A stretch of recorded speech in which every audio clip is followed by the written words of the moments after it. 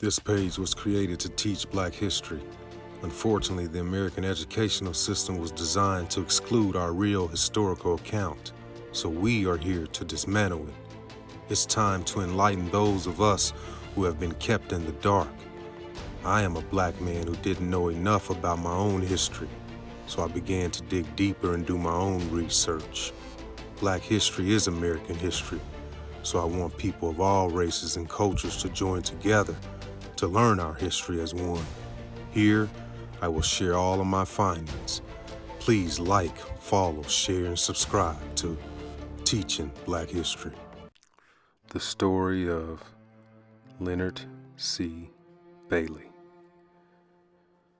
Leonard was born an African-American entrepreneur, inventor, and banker.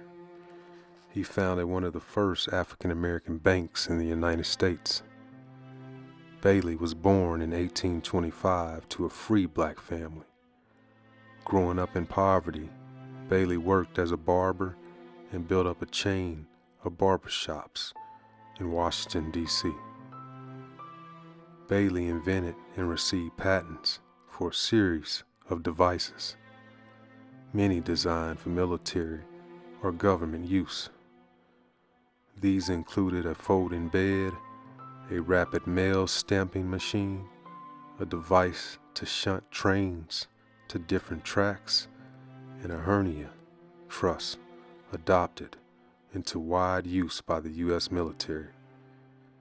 Bailey had to escape from a military camp after there was an attempt to capture him as a slave while he was dropping off his inventions.